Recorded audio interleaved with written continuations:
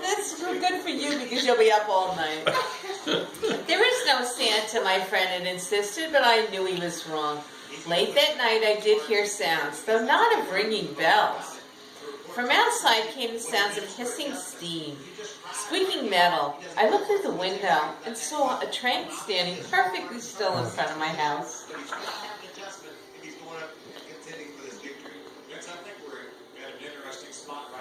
It was wrapped in an apron of steam. Snowflakes fell lightly around it. A conductor stood at the open door of one of the cars. He took a large pocket watch from his vest, then looked up at my window. I put on my slippers and robe. I tiptoed downstairs and out the door. All aboard, the conductor rang out, and I ran up to him. Well, he said, are you coming? Where, I asked. Why, to the North Pole, of course, was his answer. This is the Polar Express. I took his outstretched hand and he pulled me aboard. The train was filled with children, all of their pajamas and nightgowns. We sang Christmas carols and ate candies with nougat centers as white as snow. We drank hot chocolate as thick and rich as melted chocolate bars. Outside, the lights of towns and villages twinkled in the distance as the Polar Express raced northward. Soon there was no more lights to be seen. We traveled through cold, dark forests where lean wolves roamed and white-tailed rabbits hid from our train as it thundered through the quiet wilderness. We climbed mountains so high it seemed as if we would scrape the moon. But the Polar Express never slowed down.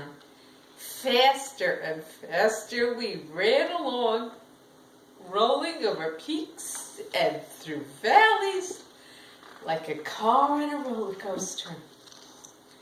The mountains turned into hills, the hills to snow-covered plains. We crossed a barren desert of ice. Great polar ice cap. Lights appeared in the distance. They looked like the lights of a strange ocean liner sailing on a frozen sea. There, said the conductor, is the North Pole. The North Pole. It was a huge city standing alone at the top of the world, filled with factories everywhere. Christmas toy was made. At first we saw no elves. They were gathering at the center of the city. The conductor told us that is where Santa will give the first gift of Christmas. Who receives the first gift of Christmas, we asked. The conductor answers, he will choose one of you. Look, shouted one of the children. Elves. Outside we saw hundreds of elves as our train drew closer to the center of the North Pole.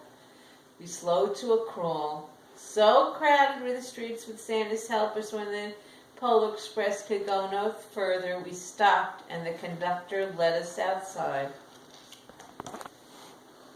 We pressed through the crowd to the edge of the large open circle. In front of us stood Santa's sleigh. The reindeer were excited. They pranced and paced, ringing the silver sleigh bells that hung from their harnesses. It was a magical sound like nothing ever heard.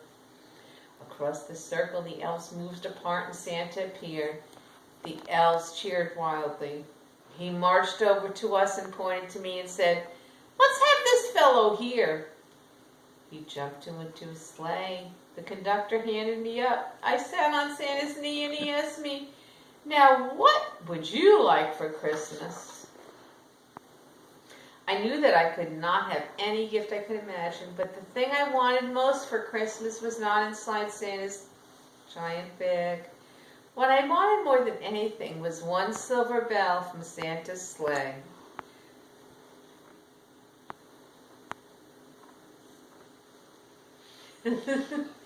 When I asked, Santa smiled. Then he gave me a hug and told me an elf to cut a bell from a reindeer's harness. The elf tossed it up to Santa. He stood holding the bell high above him and called out, "The first gift of Christmas!" A clock struck midnight. As the elves roared their approval, Santa handed the bell to me, and I put it in my bathrobe pocket. The conductor helped me down from the sleigh. Santa shouted out the reindeers' names and cracked his whip. His team charged forward and climbed into the air. Santa circled once above us, then disappeared in the cold, dark polar sky. As soon as we were back inside the Polar Express, the other children asked to see the bell. I reached into my pocket, but the only thing I felt was a hole. I had lost the silver bell from Santa's sleigh. "Let's hurry outside and look for it," one of the children said, but the train gave a sudden lurch and started moving. We were on our way home. It broke my heart to lose the bell. When the train reached my house, I sadly left the other children. I stood at my doorway and waved goodbye. The conductor said something from the moving train, but I couldn't hear him.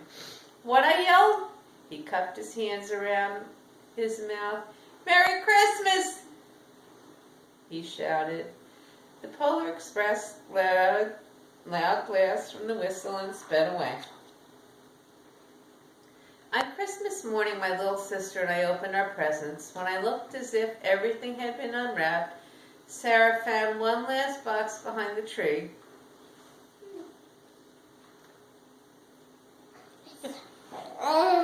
It had my name on it. Inside was the silver bell. There was a note.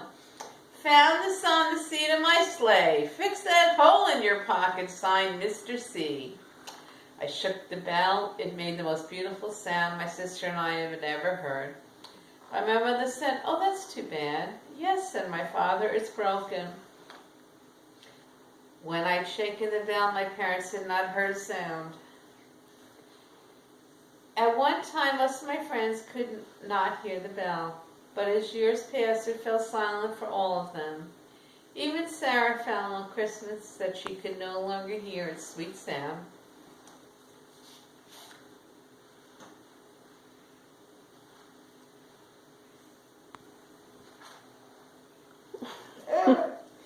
Though I've grown old, the bell still rings for me, as it does for all who truly believe. The Polar Express. What do you think? I was going to think forever when it did it.